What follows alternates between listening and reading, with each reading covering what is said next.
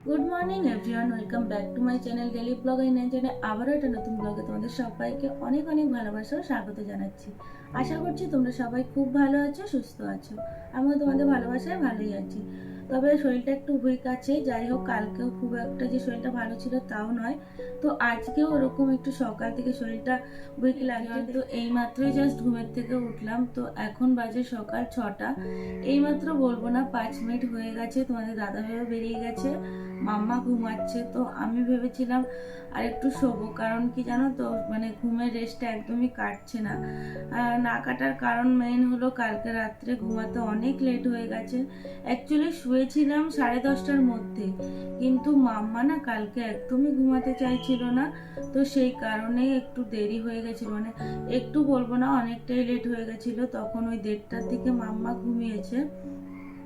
আর মাম্মা ঘুমিয়ে পড়েছে তখনই সঙ্গে সঙ্গে কিন্তু আমিও ঘুমাতে পারিনি। তার কারণ আমার ঘুমটা পেয়ে গেছিলো ওই 11টার দিকে না, আমার প্রচুর ঘুম পেয়ে গেছিলো। কিন্তু সেই সময় মাম্মা যেহেতু জেগেছিল, আমি ঘুমাতে পারছিলাম না। ঘুমাতে প্রায় ওই 2-2:30টার মতো বেজে গেছে। তো তারপরে আবার 6টার সময় ঘুমের থেকে উঠে পড়েছি। তো তার মাঝখানেও মাম্মাকে কয়েকবার ফিট করাতে হয়েছে। তো এই করে করে না আমার প্রপারলি ঘুমটা হয়নি। তো ভেবেছিলাম একটু শোবো, কিন্তু শুতে গেলে না অনেক লেট হয়ে যাবে। কারণ কখন চোখটা লেগে আসবে আর কখন চোখটা খুলবো দেখবো যে ঘড়িতে 9টা বেজে গেছে। তো সেটা করলে তো হবে না। কারণ মাম্মা ঘুমাচ্ছে, এই ফাঁকে আমাকে যতটা সম্ভব কাজ করে নিতে হবে। আর আজকে তো প্রচুর কাজ রয়েছে, কারণ আজকে হলো শনিবার, আর শনিবার মানে হলো নিরামিষের দিন। আর নিরামিষের দিন তো অনেক, মানে ধোয়া মোছা তো প্রচুর থাকে। তারপরে একটা টেনশন, কি রান্না করব কি না করব, এই ভাবতে ভাবতে যেন আরও সময় চলে যায়।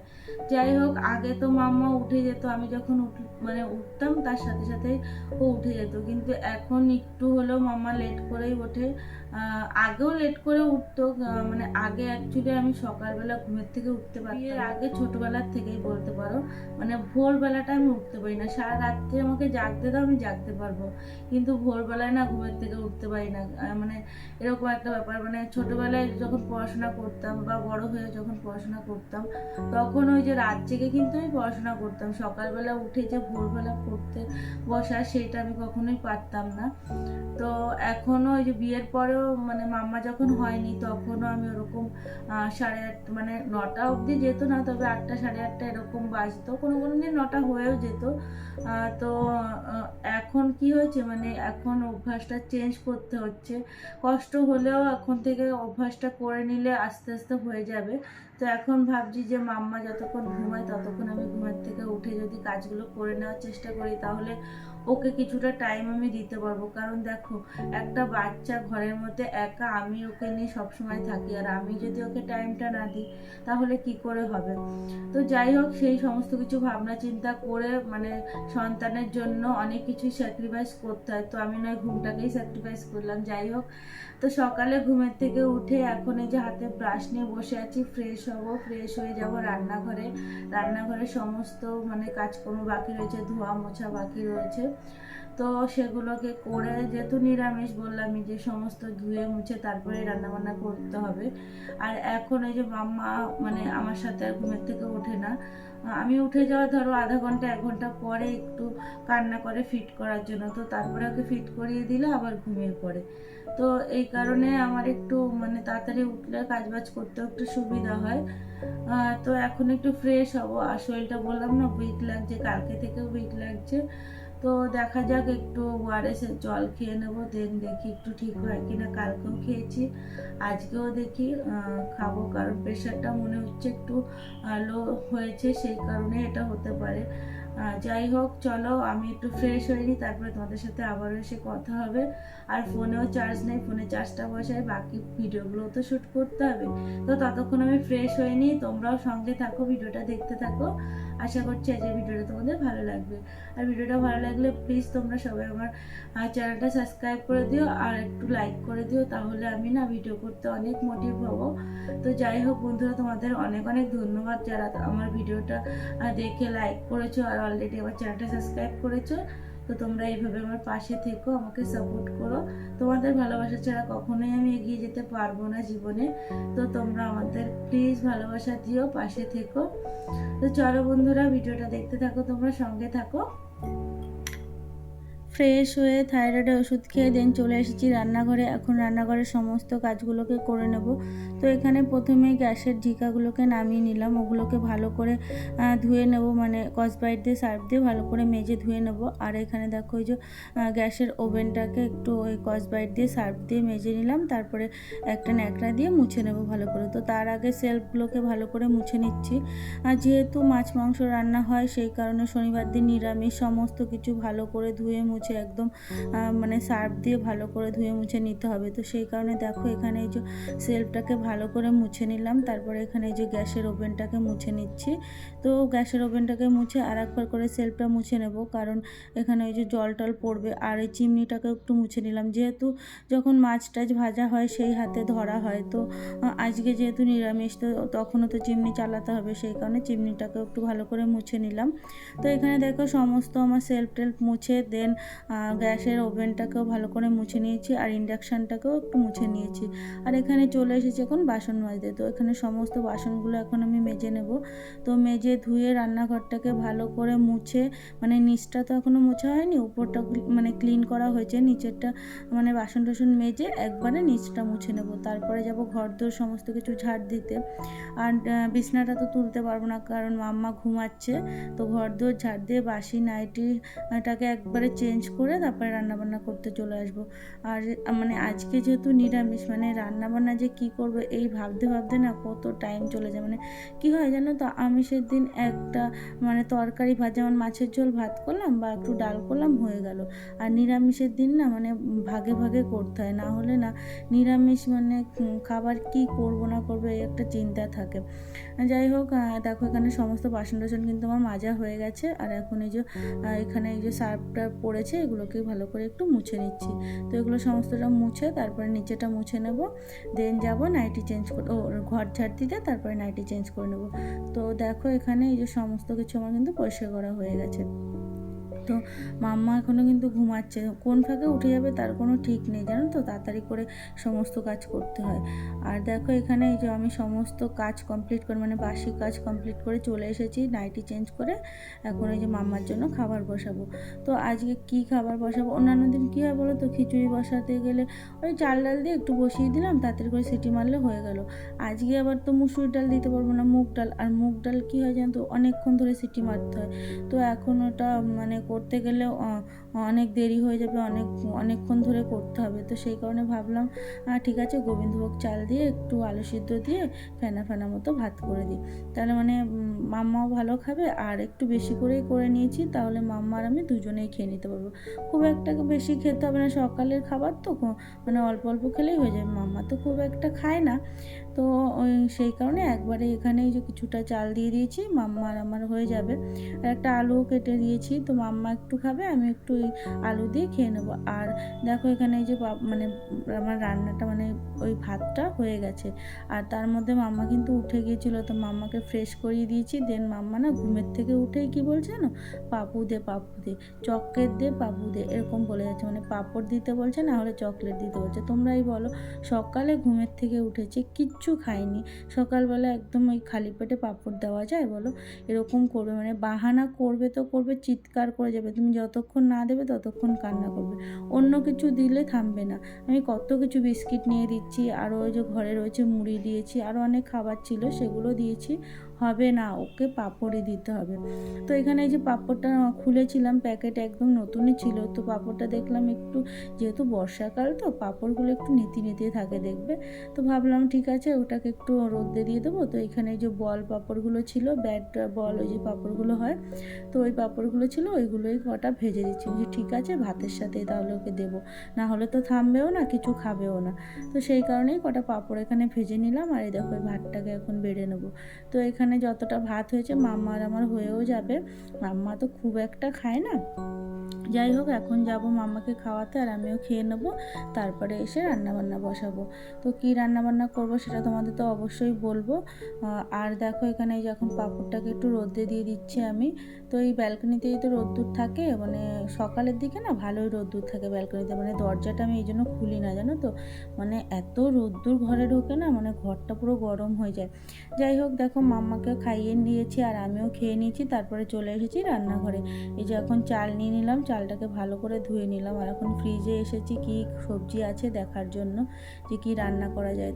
হ্যাঁ, এটা আদর হাম্পু করো, আমাকে আদর আদর করো, আদর আদর আটটু করো, টিভি পরে দেখবি, একটা আদর কর। মাটা জন আচ্ছা জড়িয়ে ধরো, আমাকে আমার কাছে জড়িয়ে ধরো, জড়িয়ে ধরো। ও শান্তি শান্তি শান্তি। এটা এটা এটা সবাইকে দেখো, একটু গুড মর্নিং বলে দাও তো, একটু তাকিয়ে বলতে হয়, বলো কি গুড মর্নিং, তাকাও আবার তাকাও, ওটা ওটা পরে দেখবে, আগে বলো গুড মর্নিং। বলো আমি মাকে আদর হাম্পু করি। আবার একটা আদর হাম্পু করো, একটা আদর হাম্পু করো। আগে কি করতে হয়, আগে আদর করতে হয় না? আদর করো, দাঁড়াও দাঁড়াও, চুপ করে দাঁড়াও, আদর করো, আদর করো, করো। ও কি মিষ্টি।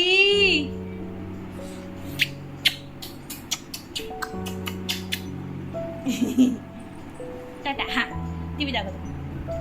এই যে এখানে কার্টুন চলছে না, এই যে ওখানে কার্টুন চলছে, তো ওই জন্য আর ওর কোনো তাকাবে না এদিকে।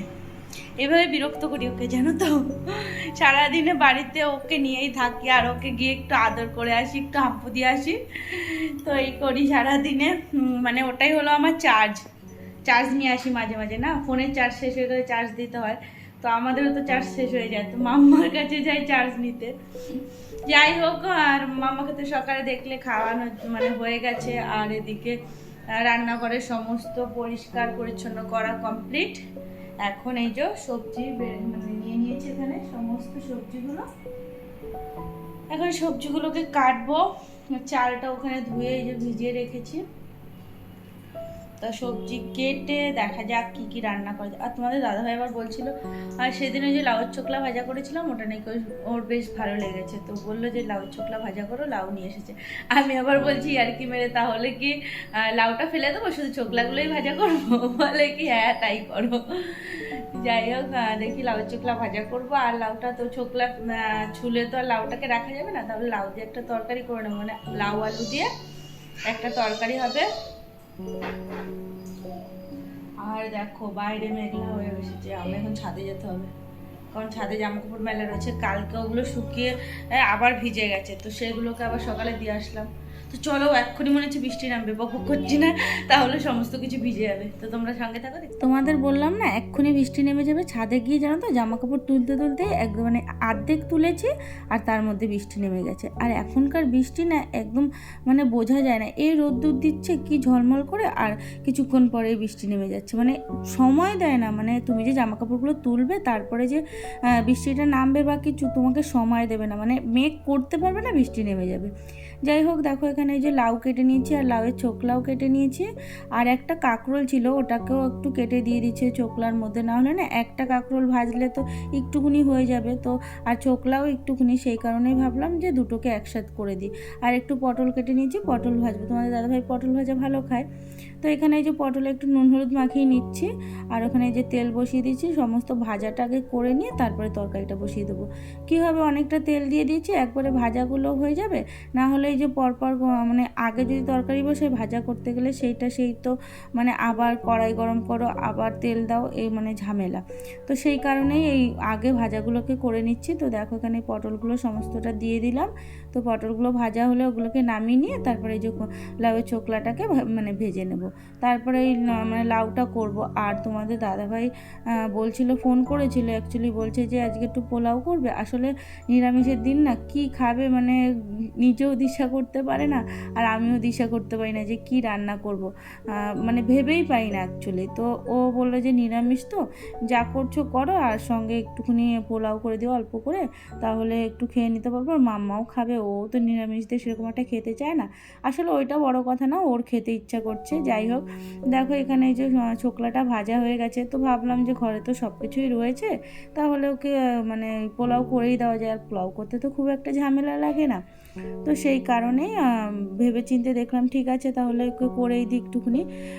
আর ঘরে শুধু কিশমিশটা ছিল না, আর সমস্ত কিছুই ছিল, কাজু ছিল, তারপরে মানে ঘি দিয়ে করতে হবে সেই ঘিও ছিল, আর গোবিন্দভোগ চাল তো আনাই থাকে ঘরে।